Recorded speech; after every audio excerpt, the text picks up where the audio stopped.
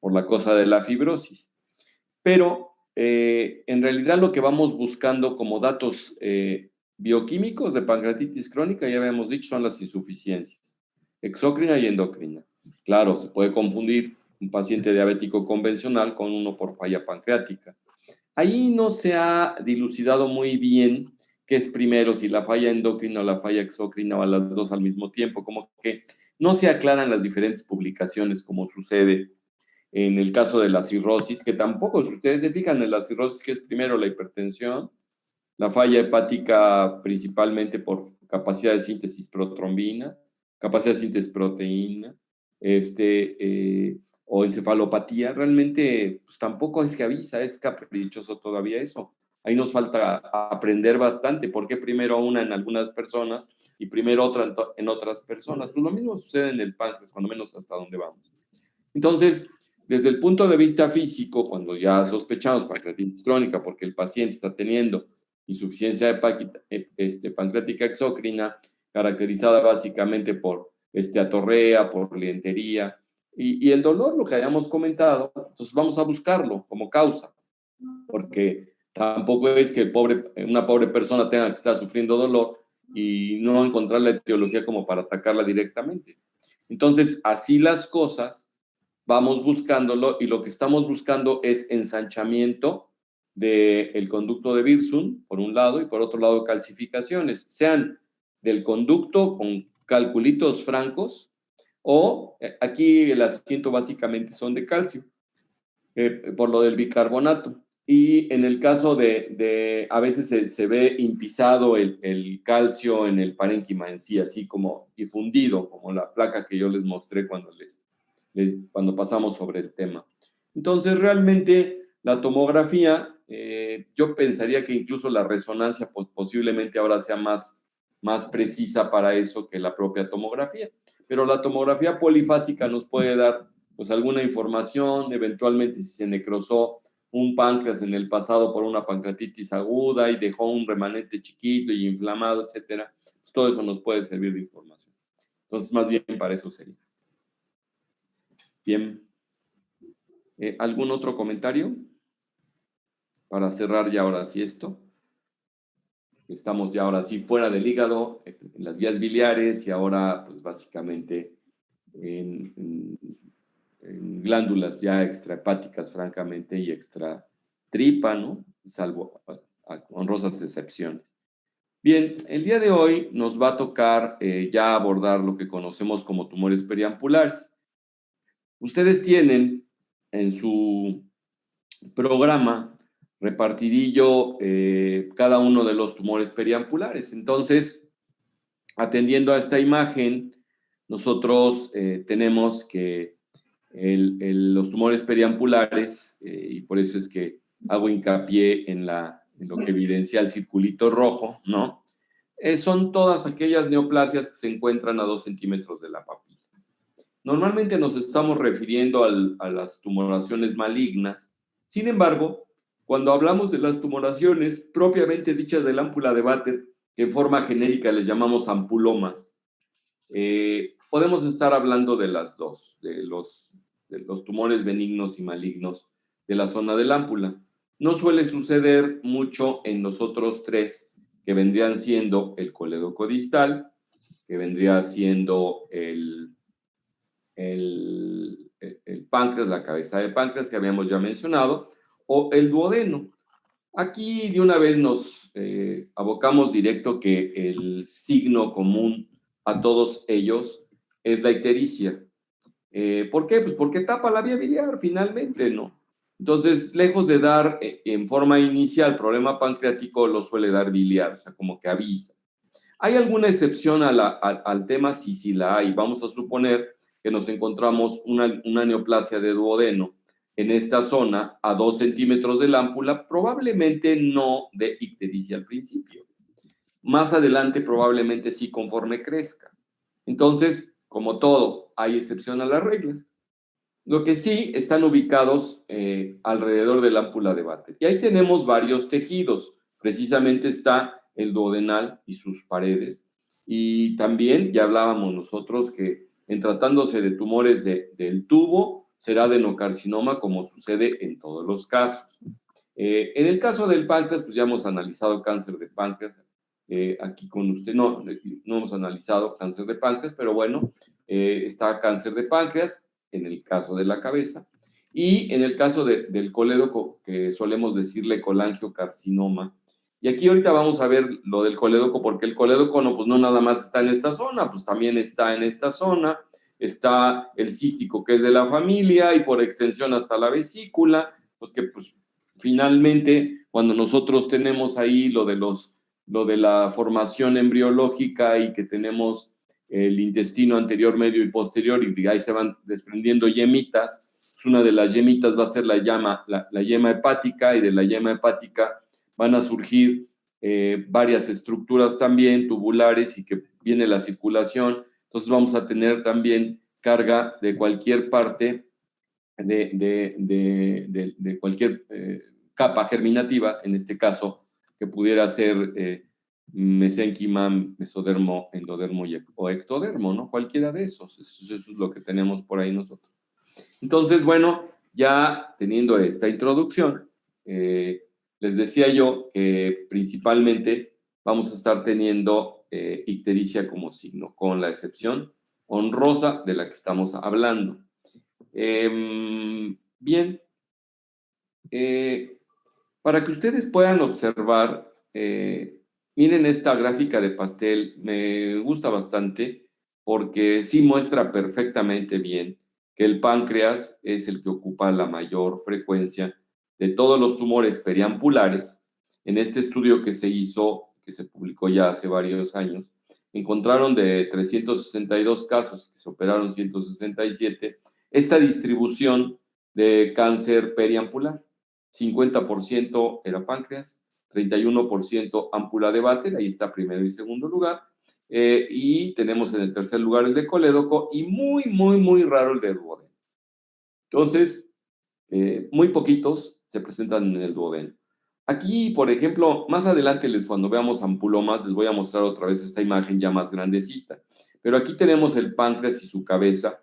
Observen ustedes, aquí pues se ve tumoral, está hacia el proceso uncinado, y también, como ustedes podrán ver, cambia la característica de un parénquima, pues como que normal del páncreas a esto. Por cierto, antes que se me olvide, en la introducción que yo les hice de que el signo típico de esto era la ictericia, también debo decirles que en algunos casos llegamos a debutar, y eso sí se los mencioné porque aquí sí ya vimos pancreatitis aguda, llegamos a debutar con pancreatitis aguda en caso de algún tumor periampular que haya obstruido aquí no la vía biliar en sí, sino la vía pancreática.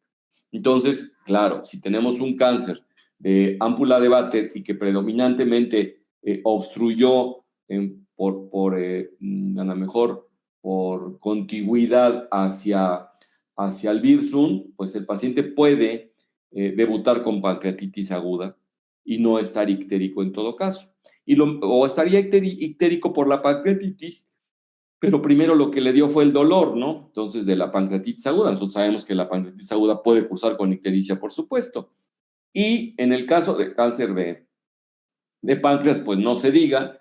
En el de ámpula también, y en el de duodeno sí tapa el ámpula de Vater, pero aquí sí sería mixto ictericia pancreatitis, y no nada más debutando con pura pancreatitis. Entonces no se les olvide, si la etiología no está clara, sobre todo en pacientes con factores de riesgo, y básicamente el factor de riesgo es la edad, pues entonces, o bueno, también algunas correlaciones genéticas, ¿no? Sobre todo en páncreas. Bien.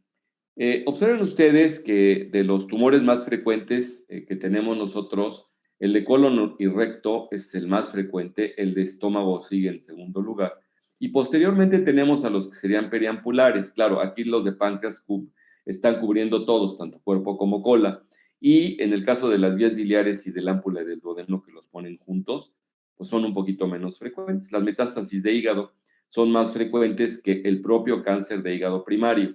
Y aquí de los cánceres de hígado primarios, claro, el muchísimo más frecuente es el carcinoma hepatocelular, que ya vimos aquí, y el otro es el colangiocarcinoma, que ya se los mencioné y que ahora lo vamos a volver a mencionar. Entonces, ese es hacia allá vamos nosotros. Ictericia, obviamente coluria por colestasis, obviamente prurito por colestasis, pérdida de peso y en algunos casos vómito, pues ya ha invadido el duodeno también. Entonces, bueno, vámonos a ir justamente a lo que estaba yo considerando el día de hoy, que era ver cáncer de colédoco, que en su conjunto se conoce como colangiocarcinoma. Aquí en cáncer de colédoco, algo que quiero que ustedes observen es que, pues así como vimos, o como vamos a ver incluso cuando vemos cáncer de páncreas, ahorita, donde está más frecuente, pues aquí también nosotros tenemos que el colédoco, si ustedes juntan el hepático común acá, lo que está en verde y lo que está en naranja entre los dos, pues suman prácticamente el 70% de los tumores. Ahora, viene también en verde y sería la confluencia de los hepáticos derecho y izquierdo. Este tiene su nombre propio y se le conoce como tumor de Klatskin. Entonces, la pregunta podría ser, ¿el tumor de Klatskin es un colangiocarcinoma? Sí, el tumor de Klatskin es un colangiocarcinoma. Y también viene el colangiocarcinoma intrahepático, que vendría estando ya prácticamente en rojo, que se encuentra dentro del hígado. Y aquí hay una connotación interesante, porque aunque podría ser el final de las diapositivas que les mostrara yo hoy de esto, tenemos aquí que el colangiocarcinoma intrahepático, que aparece con rayitas, que sería este. Si ustedes se fijan, en forma inicial, pues la mortalidad es importante en el primer año, pero más adelante, en cuanto a sobrevida, prácticamente la mitad de los pacientes con colangiocarcinoma intrahepático, que es el que les estoy ubicando en esta imagen y en esta imagen, es el que tiene mejor pronóstico. Y curiosamente, el del tumor de Klatskin, que es el perihiliar, también conocido como colangiocarcinoma perihiliar, pues es el que tiene el peor pronóstico. Y en forma intermedia quedaría el del colédoco propiamente dicho, que no está, podría ser incluso a nivel del hepático o a nivel de colédoco propiamente. O en el distal, el periampular, ¿no? También porque también le quedaría. Entonces es una sobrevida intermedia. Dice aquí 1/3 a los 5 años, a los 60 meses, ¿no? Entonces, bueno, para que tengan ustedes una idea, cuál es el comportamiento que tenemos de cada uno de ellos. Solamente con fines pues de esta presentación les mostraría yo una clasificación que hay de parte del doctor Bismuth y Corlett del tumor de Klatskin, a donde les dan diferentes pues, asignaciones. Aquí, por ejemplo, podríamos decir que vendría siendo el más típico probablemente, ¿no? A donde tenemos invasión del derecho y el izquierdo y de parte del hepático, ¿no? Y acá, pues está básicamente el hepático, es el que está afectado, es el que lo están poniendo como 1, y en el 2, pues está afectando la bifurcación, ¿no? Y el conducto común. Y ya en el 3, pues lo que lo dividen en A y B, es cuando preferentemente está afectando los lados derechos o el B cuando está afectando el lado izquierdo.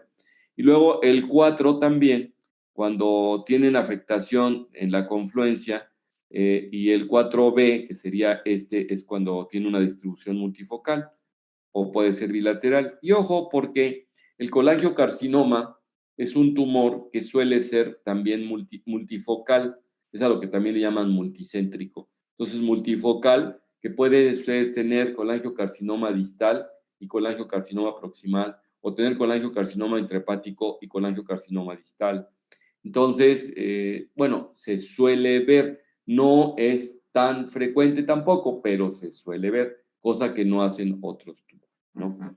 Bien, en el páncreas también podremos ver ser multifocal. Entonces, bueno, la mayoría de los pacientes que tienen colangiocarcinoma, pues van a tener ictericia. O sea, es raro que hagamos diagnóstico de colangiocarcinoma, salvo el intrahepático, porque si el intrahepático, por ejemplo, dio el tumor en ramas muy proximales de las vías biliares en el lóbulo derecho y en el izquierdo, pues el paciente no tiene por qué estar ictérico. Probablemente se eleve la fosfatasa alcalina como dato de colestasis zonal y probablemente también se eleve un poco la gamma glutamic transferasa. pero pues son realmente totalmente inespecíficos. Esos pacientes con colangiocarcinoma de esas características, pues no tendrán ictericia. Los de la tubería, prácticamente de todos. Y ya vimos que la mayoría, pues están en la tubería. En la imagen que les mostré hace un momento, en esta, ¿no? A donde, pues, prácticamente el 90% están ahí, el cístico el 4% y el intrahepático pues sería del 5 al 7%, ¿no? Entonces, esos no tendrán ictericia propiamente. Entonces, la pérdida de peso en un tercio de pacientes, el prurito pues es por colestasis y puede asociarse o no a dolor abdominal. Los pacientes no se quejan mucho de dolor. Miren lo que les comentaba yo, ojo para los distales, pancreatitis aguda, obviamente un colangiocarcinoma proximal. Cuando digo proximal, es totalmente intrahepático o de la bifurcación, ¿no? Pues no tendrá eso, ¿no? Entonces, pues claro, la pancreatitis aguda, pues esa da por razones obvias. Aquí en esta clase vamos a abordar entonces los tumores, el colangiocarcinoma propiamente de la tubería externa, donde la bifurcación que se conoce como de Klatskin. Vamos a abordar el colangiocarcinoma intrahepático brevemente nada más, no tenemos mucho que decir tampoco, y por extensión el de la vesícula biliar, que ya no es un colangiocarcinoma, estos sí suelen ser adenocarcinomas, dadas las capas que tiene la vesícula que se parecen un poco en el sentido de capas a las intestinales, ¿no? Entonces, bueno, el cáncer de colédoco distal, que sería propiamente el periampular, este distal sí es periampular.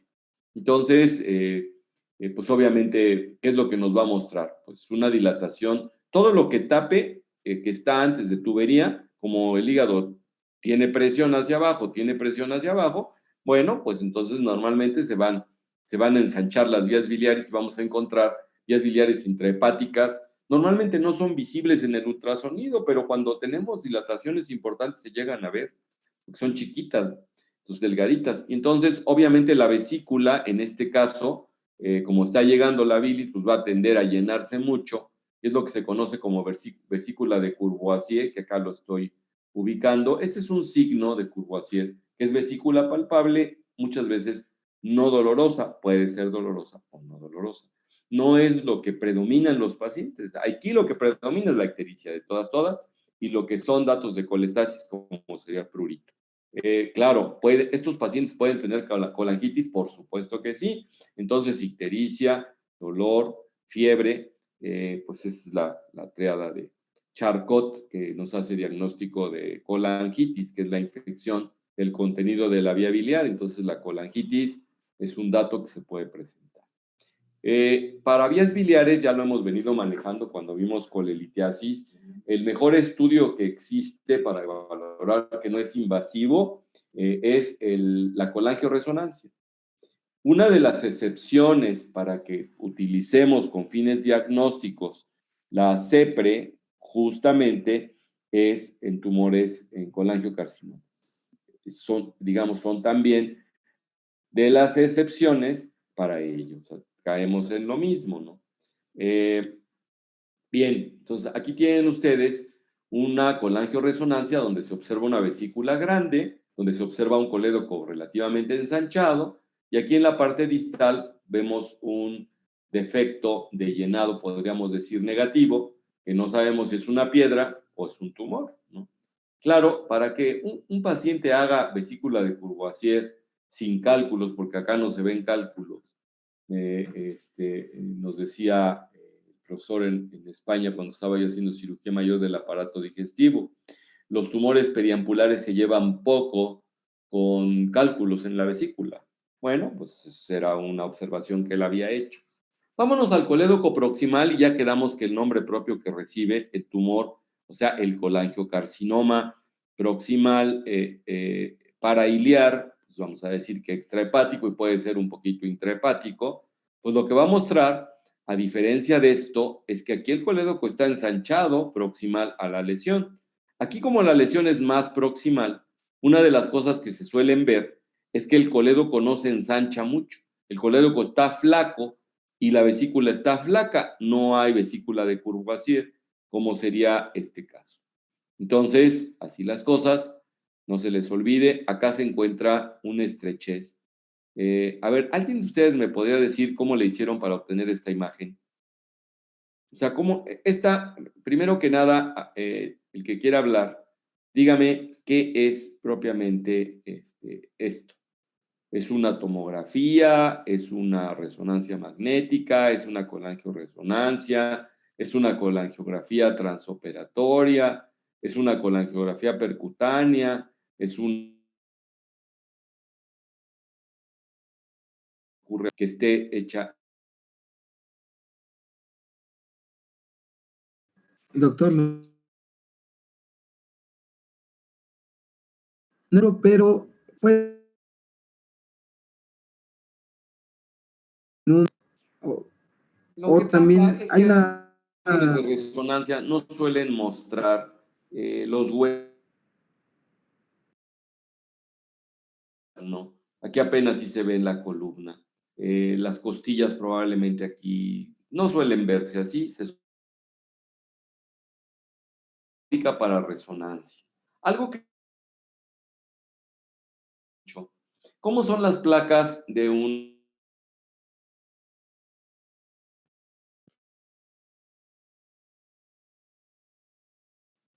y cómo se ven los huesos en una fluoroscopía? Con respecto a unas placas ya reveladas que tienen el contraste adecuado. ¿Y de qué color se ve el contraste en una placa revelada? No, esa sería la pregunta.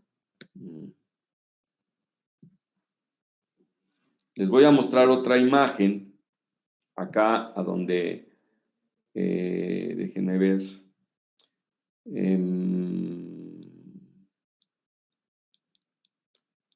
a ver si les quería yo mostrar una imagen a donde se observe directamente y creo que no traigo ninguna donde los observe. Déjenme ver, chispas. ¿En una placa convencional, Doc?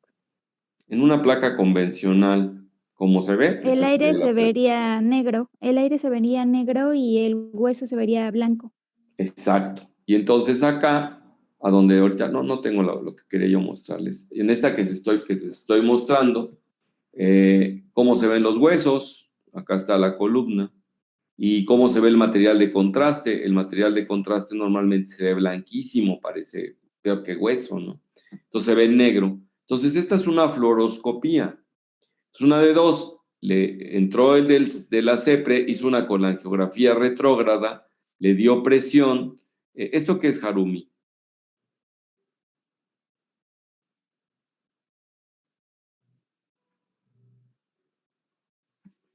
O bueno, todo esto qué es, para ti, ¿qué es esto? Claro, aquí lo que nos está mostrando el autor es esto. Nada más que hay diferencia entre esta y esta. En esta placa, por ejemplo, se observa muy bien la vesícula biliar, ¿no? Y acá, pues yo no observo vesícula biliar. Como se observa en esta otra, en la colangioresonancia, aquí se observa perfectamente bien la vesícula biliar. Y la lesión, pues estaría abajo, que sería esta, ¿no? Que claro, como nos lo dibuja el autor, esto sería más distal, ¿no? Aquí estaría más distal la lesión. Incluso aquí se ve un poquito del virsum todo delgaditito. Pero en este caso, sí me interesa que ustedes hagan el esfuerzo por analizar de qué se trata. A ver, ¿alguien más se inspira por ahí de que me pueden decir qué es esto? O sea, si yo digo esto, pues es esto. ¿El ¿Qué es? colédoco? Y sí está fácil, Harumi, ¿qué es? ¿El colédoco? El colédoco. ¿Y acá esto qué es? Si lo comparas con este, por decir así. El conducto cístico. Exacto, es el conducto cístico. ¿Y ves vesícula o no ves vesícula? No. Se infiere que esta persona fue operada de la vesícula y que le dejaron un pedacito de cístico, un remanente de cístico. Entonces, una de dos, aquí o le metieron el contraste con presión, hizo que aquí haya una estrechez, aquí hay una estrechez. O sea, el hecho de que nos muestre el autor el tumor así, no quiere decir que no todavía, porque este surge de las paredes, y entonces en la parte central puede quedar todavía un huequito chiquito, aunque aplastado. Y entonces, cuando le damos presión, donde está el huequito chiquito aplastado, pues pasa algo de material de contraste y cuando ilumina la parte de afuera, de adentro del hígado, pues se ven dilatadas las vías biliares. Eso es lo que en realidad se ve. Entonces, se puede hacer de dos maneras esta imagen. Una, pinchándole el hígado al paciente con una aguja delgada muy larga, que se conoce como de Chiba, que es de la Universidad de Japón, llamada Chiba. No estén pensando ustedes en Chivas Rayadas del Guadalajara o en un caprino. No, así se conoce la Universidad de Chiba. Y inventaron una aguja larguísima, muy delgada, que se mete por ahí de las últimas costillas para pegarle al hígado y ponen al paciente en fluoroscopía. Y entonces le empiezan a poner material de contraste para ver cómo se ilumina. Incluso a veces están en un vaso y ¿cómo saben que están? ¿Cómo creen ustedes que una persona a la que le meten una aguja en el hígado y le están poniendo material de contraste y lo tienen en fluoroscopía, o sea que se puede ver en vivo, cómo podrían diferenciar en que estén en un vaso o en la vía biliar? ¿Cómo creen?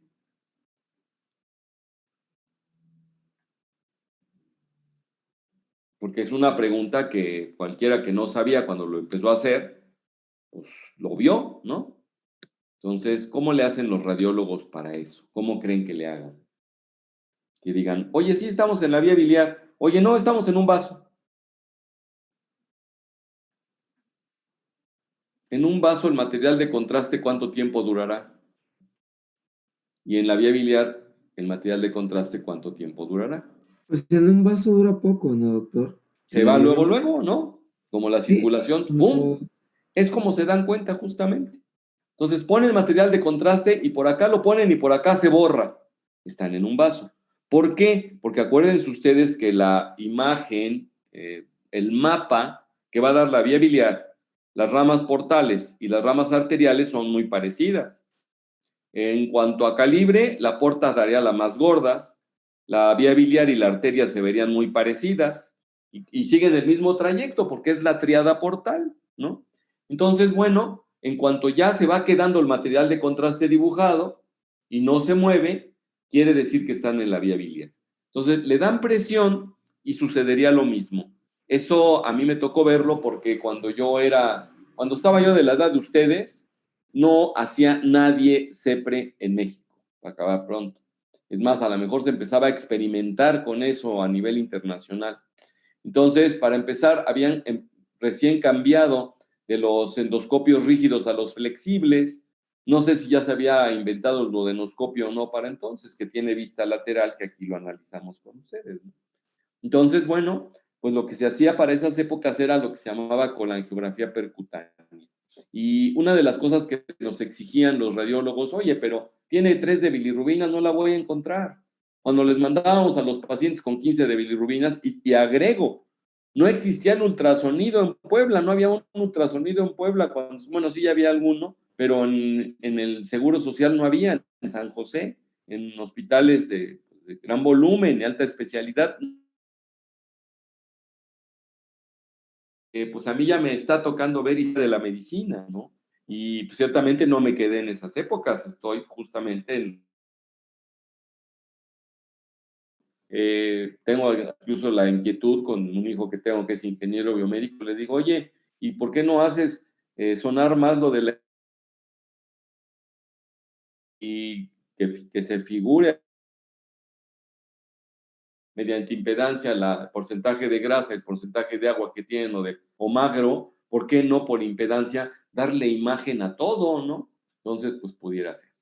Bueno, y sería otra metodología de visión intracorpórea, que no nada más es la resonancia magnética, sino también las diferentes densidades que da el cuerpo, etcétera, etcétera, etcétera, etcétera. O asociando, no sé si infrarrojos, calor, impedancia, resonancia y cada vez mejorar estas cosas. Bueno, entonces, ya les enseñé a ustedes aquí, o les expliqué algunas otras de las formas como se puede estudiar a un paciente. Entonces, algo que les quería yo decir, que sobresale mucho, aquí no hay vesícula de Courvoisier, aquí sí, porque pues, se acumula el líquido, y aquí, pues, la dilatación de la vía biliar es prelesional, y aquí, pues, también la dilatación de la vía biliar es prelesional, pero postlesional no hay dilatación de la vía biliar.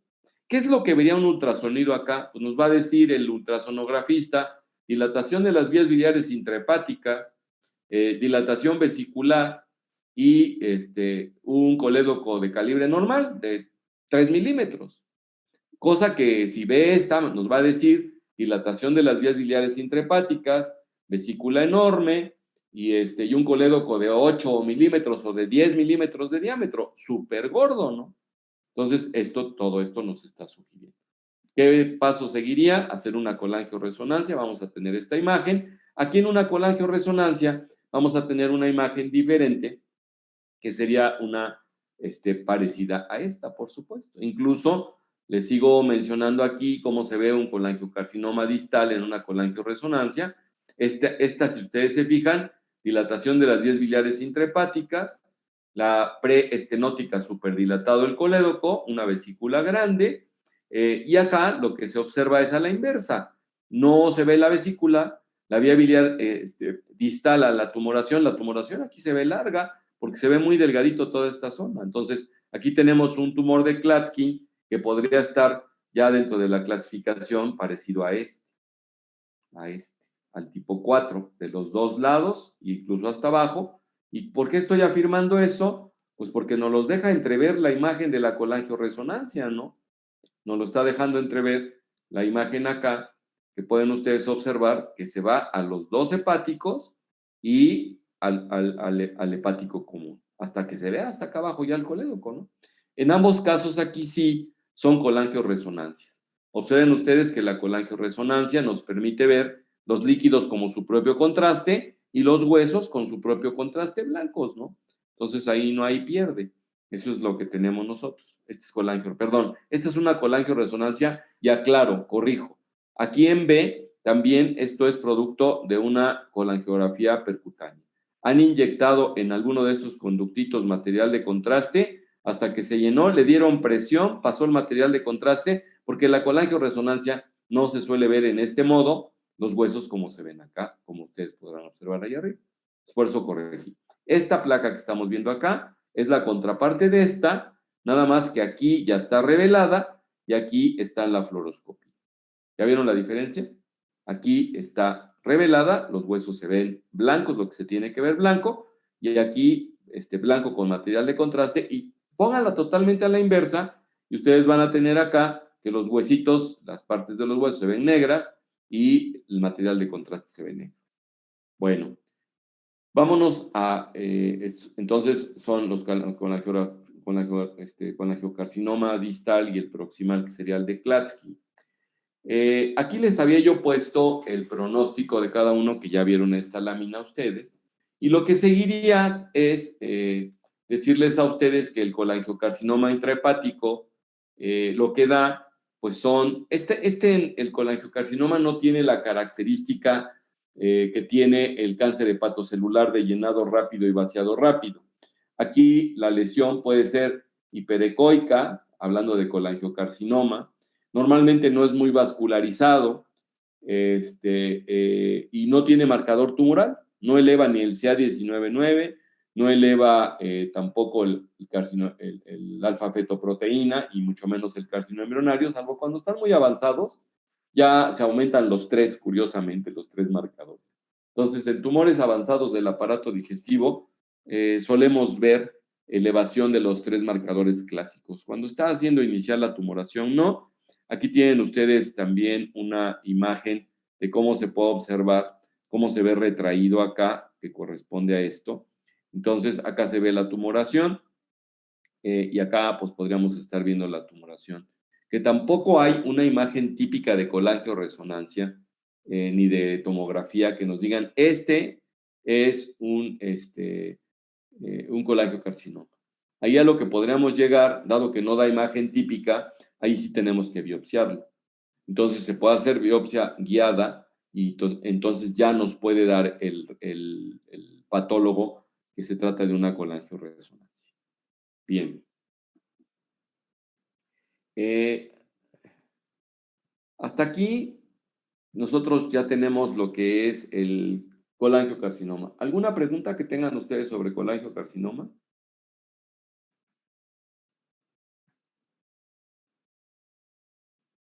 No.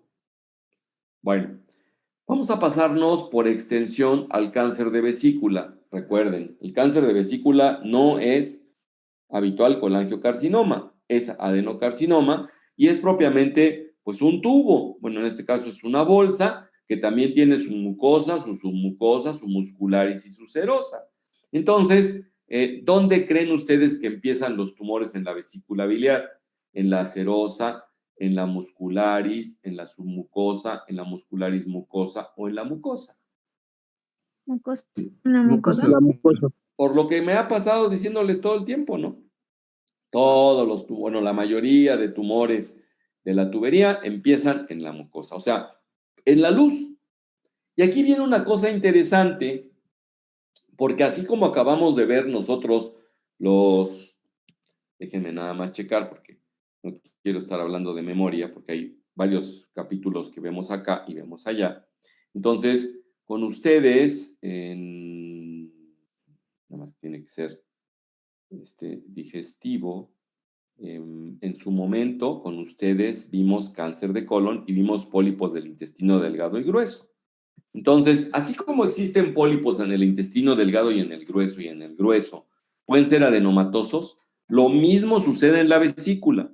Y hace rato les había yo, se me había chispoteado, pero aquí les voy a mostrar un pólipo vesicular. Ya habíamos visto de patología vesicular y les dije qué significaba la colesterolosis. Vamos a ver acá. ¿Te acuerdas, Diana López? ¿Qué es eso de la colesterolosis?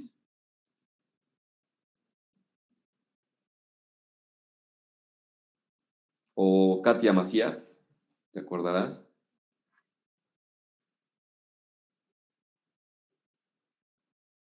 Perdón, no se van a acordar porque estoy con la lista de los quirúrgicos. Santiago Herrera, ¿te acordarás qué es eso de la colesterolosis?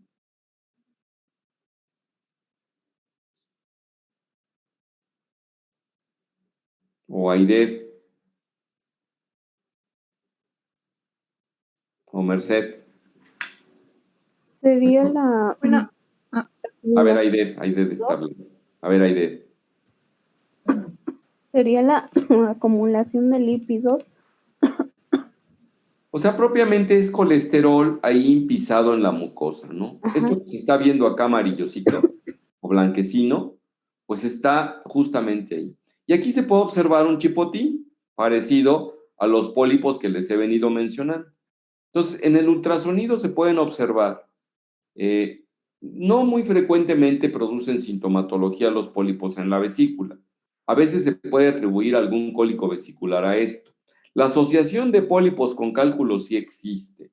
Entonces, sí observamos con frecuencia pacientes que tienen sus cálculos, como sería tiene su cálculo de la vesícula, incluso aquí había producido alguna erosión y enrojecimiento, y aquí tienen un pólipo o una tumoración que en este caso resultó, pues puede resultar lo que ustedes quieran, un adenoma, y también los hay tubulares vellosos y tubulovellosos, pero estos es curioso porque si nosotros nos pescamos el tema pólipos vesiculares, nos vamos a encontrar con que el 90% son benignos. Y de ese 90%, casi todos tienen que ver con colesterol. Les van a decir a ustedes que es un pólipo de colesterol, curiosamente, o una formación polipoidea de colesterol. Ese es lo más frecuente. Esos no suelen crecer y si eventualmente crecen, yo creo que pueden pasar a ser un cálculo más adelante, ¿no? Entonces, una de las características que tienen estos es que si se fijan, voy a agrandar la imagen para que lo puedan ver con más nitidez. Si ustedes se fijan, estos no producen sombra acústica posterior. Esta sombra acústica posterior que se ve acá no tiene nada que ver con este pólipo. Este pólipo, si se fijan, no produce sombra acústica posterior. ¿Ya lo vieron? Eventualmente, bueno, no la produce. Otra de las cosas que no produce es que no se mueve con el movimiento del paciente. Y aquí uno de los pleitos que tenemos, porque en colon, pues está la colonoscopía y pues tomamos el elemento y podemos observar si en patología nos van a decir qué tipo de adenoma es. Aquí, ¿qué creen ustedes que se tiene que hacer para detectar o para ver qué onda con este pólipo? Si es maligno o no es maligno, muchachos. Así como decíamos nosotros que a partir de 2 centímetros la mayoría de pólipos son sospechosos de cáncer en colon, sospechosos, por supuesto, pero la frecuencia es bien alta y sobre todo cuando se trata de los adenomas vellosos habíamos visto que 60% pueden ser cancerosos al ratito, ¿no? Entonces, ¿aquí cómo le podríamos hacer, muchachos? ¿Se te ocurre, Merced? Le habíamos Retiro. cortado la respuesta hace rato. Pues sería ver el componente del pólipo. ¿Y cómo lo verías, Merced? Entonces, ¿qué le Pues propones con a tu una paciente? biopsia. Todo paciente. ¿Y cómo biopsias? O sea, a todo paciente que tú le encuentras un pólipo en la vesícula, le vas a decir, le voy a tener que quitar la vesícula para ver si su tumor es maligno o no. ¿No sería mejor una CEPRE? ¿Y la CEPRE qué te va a decir? Te voy a platicar. La CEPRE te vas a meter, fíjate nada más, o sea, se la vas a poner difícil al CEPRólogo, ¿no? Porque en la CEPRE, lo que tú le vas a pedir, vamos a poner aquí alguna imagen que nos permita ver, por ejemplo esta. Tú le vas a pedir al de la CEPRE que se meta por acá con una sondita, ¿no? El duodenoscopio pues, se quedó aquí metió una sonda. En la actualidad hay unas cosas que se llaman baby scope, a donde puedes meter un endoscopio chiquitito acá. Ahora, tienes que meterte acá con el endoscopio chiquitito y pescar la lesión y pues con una asa jalarla. Pues todavía no he visto ningún reporte que se haga, la verdad, yo no digo que sea imposible, pero para empezar, imagínate, el baby scope para empezar pues ya es un endoscopio chiquitito de, pues, que serán de 2 milímetros o 3 milímetros, cuando más, ¿no? Y agrégale que necesita tener la fuente de luz y necesitarías tener un canal de trabajo para poder meter a su vez por ahí un alambre, ¿no? Con un asa para poderse jalar la lesión y meter una pincita para jalarle, pues yo no sé si ya existan, la verdad, pero pues no está jalado, pues en última instancia podría ser, pero hasta donde yo sé, no se hace. Cuando menos aquí a la cercanía, yo no lo tengo y no he escuchado de biopsias intravesiculares, para que lo sepas, Papateca. Entonces, bueno, pues eso es lo que tenemos. Entonces, ¿qué otra cosa se te ocurre? Ya te había yo dado la posibilidad de que, Merced, de que le hicieras la colecistectomía a todos, ¿no? Entonces, ¿qué opinas de eso?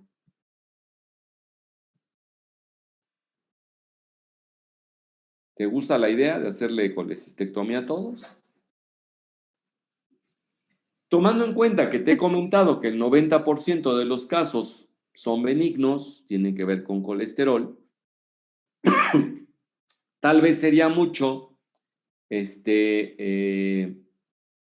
proponer a todo paciente con un pólipo hacerle colecistectomía.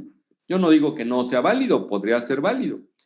Entonces, en este caso, lo que nosotros hacemos definitivamente, miren ustedes, por ejemplo, acá observa, ¿qué observas acá en este ultrasonido con respecto a la lesión que se ve en la vesícula? ¿Qué te parece aquí, Merced? Pues ahí está bastante como irregular. Sí, fíjate la Se ve diferencia grande. entre este y este, ¿no? Entonces, este se ve muy grande, ¿no? Por un lado, y por otro lado, totalmente irregular. Cuando ustedes vean estas irregularidades, la posibilidad de que se trate de un adenocarcinoma es elevadísima, ¿no? Entonces, aquí no nos queda duda. Y entonces, justamente, el parámetro que tomamos son la irregularidad. Y esto es justamente la recomendación que se hace. Incluso, dado que estamos aquí ahorita, y que ustedes tienen esto, voy hasta pintarlo de rojo para que sepan ustedes. Entonces, incluso vamos a ponerlo hasta con mayúsculas, para que no se nos olvide para nada. Tienen ustedes la imagen, ¿verdad? Y con negritas además. Entonces, el tratamiento quirúrgico, o sea, la colecistectomía, se recomienda cuando los tumores pasan de 1 centímetro de diámetro. Entonces, ¿qué es lo que hay que hacer en realidad, Merced? Te lo paso al costo. A los pacientes se les hace porque tenía algo de dolor ahí y lo único que ven es, lo que tenía el paciente a lo mejor era un intestino irritable, pero en el hallazgo se encuentran con un pólipo en la vesícula o con imagen compatible con pólipo. Entonces, ese pólipo, lo que vamos a hacer es darle seguimiento. Entonces, pueden pedirle al principio otro ultrasonido a los 3 meses, sigue del mismo tamaño, háganle otro a los 6 meses, sigue del mismo tamaño, pues al año. Y después darle cierto seguimiento, porque cuando los tumores de la vesícula rebasan del centímetro, es que vamos a estar pensando que podemos tener una tumoración maligna. Entonces, bueno, regresando un poco a la temática que nos ocupa, tienen imagen, ¿verdad, muchachos? Acá vean ustedes, para el 2015 se tenían 2.240 casos. Muchos. Y algo que sí es que es de pacientes mayores. O sea, los cálculos de la vesícula, el cáncer de la vesícula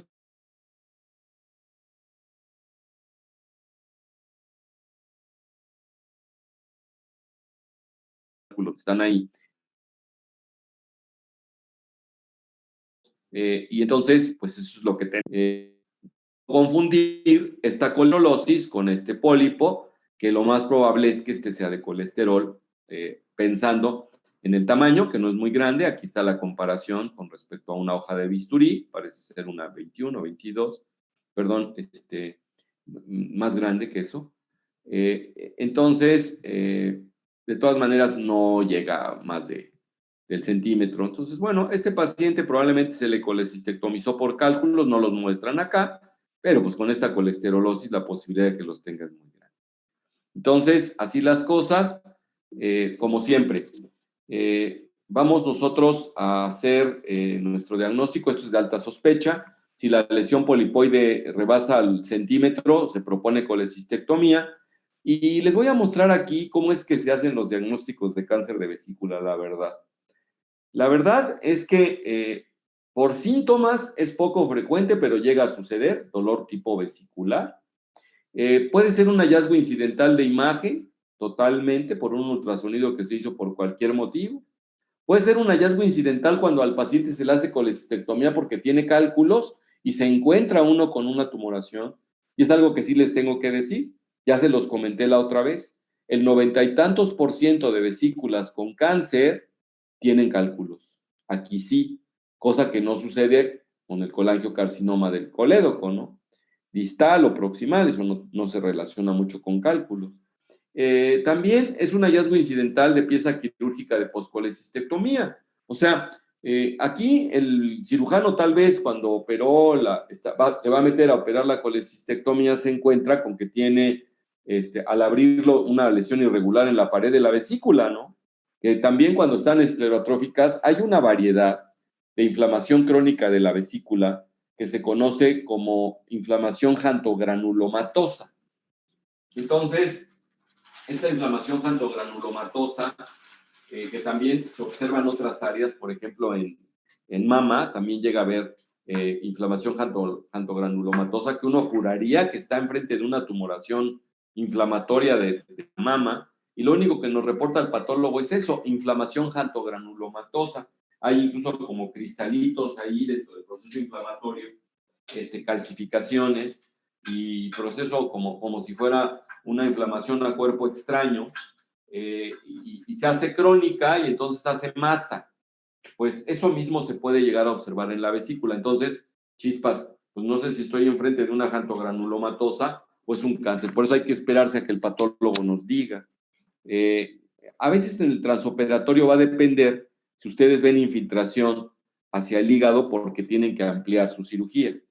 Y claro, el ganglio cístico muchas veces ahí es donde dan las metástasis habitualmente y muy pocos casos se diagnostican previamente. A lo mejor en podríamos estar haciendo el diagnóstico de cáncer de vesícula, ¿no? Entonces, bueno, el adenocarcinoma es el más frecuente, hay otras. La asociación a la litiasis biliar es muy importante y ya saben ustedes que dado que es más frecuente la patología litiásica vesicular también se encuentra más frecuentemente en mujeres que en varones. Acá tienen ustedes de los sitios a donde va a dar infiltración, que son al cístico, a veces al colédoco, pero lo más frecuente es a los ganglios periféricos, a los ganglios cercanos, al ganglio cístico, y depende de dónde se encuentra. Si se encuentra en la superficie que da hacia el parénquima hepático, puede infiltrarlo, puede hacer infiltración directa. También puede hacer infiltración directa a órganos adyacentes, como sería al epiplón y demás, y de ahí viene su clasificación.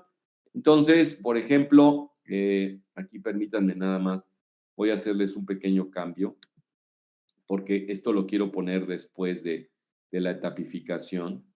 Lo vamos a poner por aquí. Ahora sí ya está.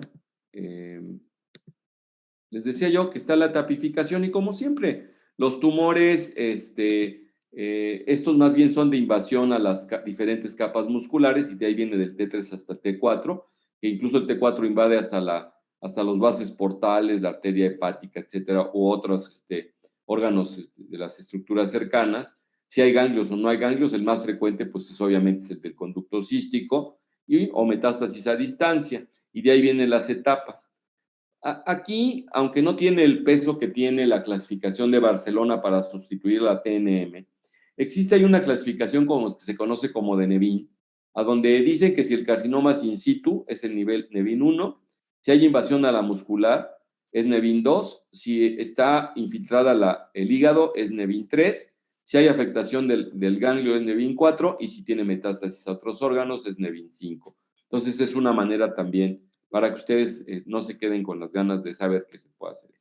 Ahora, si tenemos, por ejemplo, un Nevin, infiltración hepática directa, que sería 5, una de las cosas que podemos hacer es que a estos pacientes se les puede hacer una resección más amplia de donde está la vesícula y a veces una mesohepatectomía, y el pronóstico mejora discretamente. Sobre todo, si tenemos infiltración hacia el hígado, pero el ganglio todavía no se ha hecho positivo, pues le va a ir mejor al paciente. Y aquí tienen, de acuerdo a las etapas, estas sí no son de Nevin, estas son de la TNM, que pues en etapa 0, en in situ, 80% viven a los 5 años, en la etapa 1, esto sí es relativamente letal el cáncer de vesícula. O sea, desde la 2 ya hay una sobrevida baja, y no se diga en la etapa 3A y 3B, que si nos vamos a ver las etapas 3A y 3B, es porque el tumor ha penetrado básicamente, o el ganglio cístico ha sido afectado. Aquí se afecta el ganglio cístico, ya se fregó la cosa, y si el tumor es un T3, que pues T3 significa el T3 significa que el tumor perforó la serosa, cuando ya la ha pasado a los pacientes les va bastante mal. Entonces, bueno, esto sería la consideración del tema de colangiocarcinoma en cuanto a tumor periampular. Y por extensión nos fuimos al colangiocarcinoma ya no periampular, sino proximal, que sería el de Klatskin, el más proximal, que sería el colangiocarcinoma hepático, y por último, el cáncer de vesícula. ¿Alguna pregunta o comentario que tengamos por acá? Antes de que nos vayamos en estos 2 minutitos que nos quedan.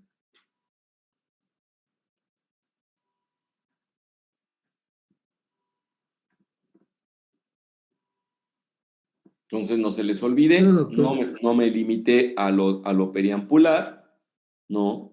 En este caso, que sería, por ejemplo, haber visto solamente el cáncer relacionado con el colédoco distal, si no analizamos el proximal, hasta el intrahepático, el de Klatskin y el de vesícula.